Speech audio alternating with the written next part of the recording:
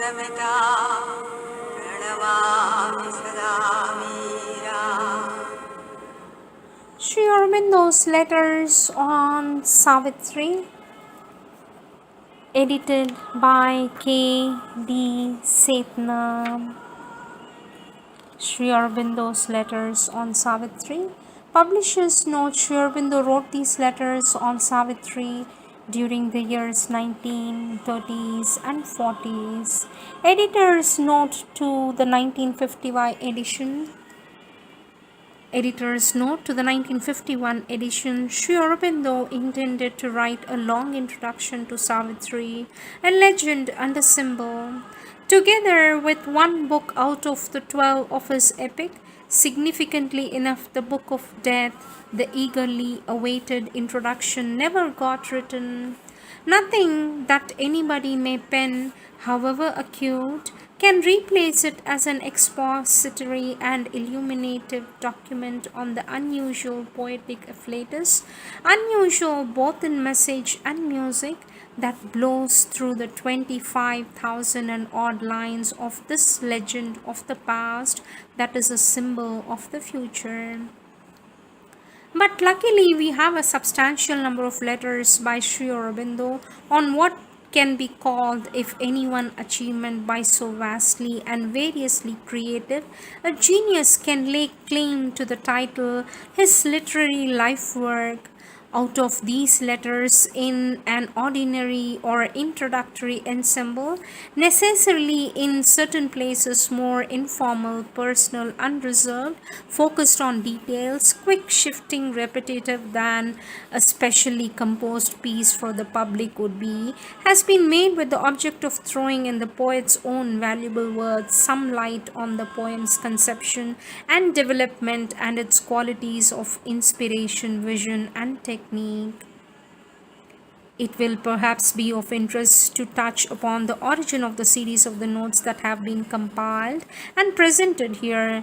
No sooner, says Dr. Setna, no sooner did I commence my contact with Sri Aurobindo in 1927 than I found the air of the ashram humming with rich rumors of the masterpiece that had been in progress ever since his days in Baroda. Having always had a passion for poetry and having myself tried to catch a spark of the celestial fire, I was extremely thrilled and longed to set eyes on this most significant work of his, which he was repeatedly recasting to make it accord with the ever higher ascension of his own consciousness in yoga. But Sri Aurobindo was in no hurry to show it before it reached the intensest spiritual perfection. It was I, on the contrary, who kept showing him my own little efforts at expressing the few strange glimmers of beauty and truth that at times my discipleships under so gracious a spiritual and literary guru brought me. On one such occasion, to illustrate some point, he sent me back with his helpful comments 2 lines describing the ray from the transcendent penetrating through the mind's passive neutral reflection of the supreme quietude of the silent Brahman. They ran, piercing the limitless unknowable, breaking the vacancy and voiceless peace. I was struck by the profound word reverberations that reinforced the mystical word suggestions with the tremendous immediacy of the spiritual fact. I asked where the lines came from. The reply was, Savitri. I never forget this first brief impact of the closely guarded secret. Even before it, Sri Aurobindo had tried to make me conscious of a certain element in poetry that hailed from what he called the overhead planes, the hidden ranges of consciousness above the intellect, with their inherent light of knowledge and their natural experience of the infinite. He distinguished 4 planes: higher mind, illumined mind, intuition, overmind. The last named has been, according to him, the top reach of a dynamic side of man's spirituality so far.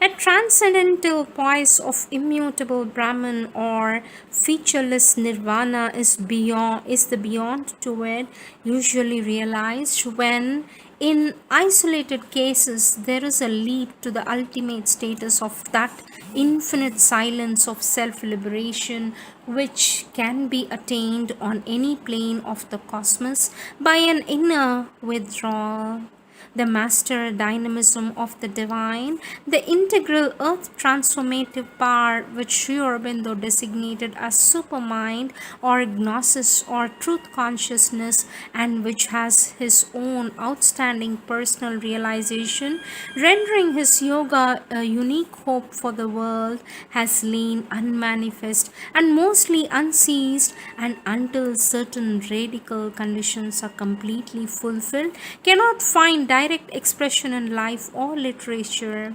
Even the expression of the overmind, with its massive and comprehensive yet intensely immediate vision, especially in the entire authenticity of its undertones and overtones of rhythm, is rare, as is also to a less degree that of the higher mind's broad connective clarity, the illumined mind's many sided opulence of colorful insight, the intuition's swift and close and all seizing focus. What the ancients termed the mantra, the stuff of divinity itself, appearing to become revelatory scriptural world, as in some parts of the Vedas, the Upanishads and the Gita, is the clearest voice of the overmind in its past visitations on earth. Less openly, the overmind is the chief presence in the world's greatest poetic phrases of various types. More and more, Sri Aurobindo sought, by patiently criticizing, appraising, distinguishing, to help me not only respond in my appreciation of poetry to the rising scale of the overhead note, but also bring some strain of it into my own verses. The quest of that note grew for me a dominant occupation, and I prayed for a touch of the overmind. One day, emboldened by his innumerable favors of tutorship, I made a singular request. I wrote, I shall consider it a favor indeed if you will give me an instance in English of the inspiration of the pure overmind. I don't mean just a line like Milton's. Those thoughts that wander through eternity, or words, voyaging to strange seas of thought alone, which has a brief burst of it, but something sustained and plenary. I want to steep my consciousness in its rhythm and its revelation. It will be a most cherished possession. Please don't disappoint me by saying that as no English writer has a passage of this kind, you cannot do anything for me. He wrote back in his characteristic vein. Good heavens, how am I to avoid saying that when it is the only possible answer, at least so far as I can remember? Perhaps if I went through English poetry again with my present consciousness, I might find more intimations like that line of Wordsworth. But a passage sustained and plenary? These surely are things yet to come, the future poetry perhaps, but not the past. With the familiarity, almost the impudence, he permitted us, I replied, I think the favor I asked was expressed in perfectly clear language. If no English poet has produced the passage I want, then who has done so in English? God alone knows, but who is capable of doing it? All of us know. Well, then why not be kind enough to grant this favor? If difficult meters could be illustrated on demand, is it impossible to illustrate in a satisfying measure something so naturally Arabindonian as the overmind? I am not asking for hundreds of lines, even 8 will more than do, all pure gold to be treasured forever. So please, perhaps it is possible only on Sunday, the day dedicated to the golden Surya, and rich for you with leisure from correspondence. I can wait answerless for 24 hours with a sweet Samatha. The answer came the very next morning. I have to say, good heavens, again, because difficult meters can be illustrated on demand, which is a matter of metrical skill. How does it follow that one can produce poetry from any blessed plane on demand? It would be easier to furnish you with hundreds of lines already written, out of which you could select for yourself anything overmindish if it exists, which I doubt, rather than produce 8 lines of warranted overmind manufactured to order. All I can do is to give you from time to time some lines from Savitri on condition you keep them to yourself for the present. It may be a poor substitute for the overmental, but if you like the sample, these opening lines I can give you more hereafter and occasionally better. And then, with an example, they followed his own 5 insensitive yet forceful hand 16 lines of the very first canto of Savitri as it stood then. It was the hour before the gods awake. It was the hour before the gods awake. Across the path of the divine event, the huge unslumbering spirit of night, alone in the unlit temple of immensity, lay stretched immobile upon silence marsh, mute with the unplumbed permission of her change. The impassive skies were neutral, waste and still.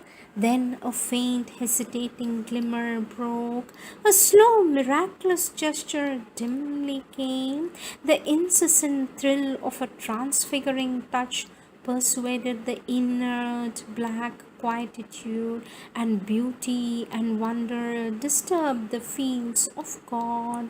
A wandering hand of pale enchanted light that glowed along the moment's fading brink, fixed with gold panel and a porcelain hinge, a gate of dreams azar on mystery's verge.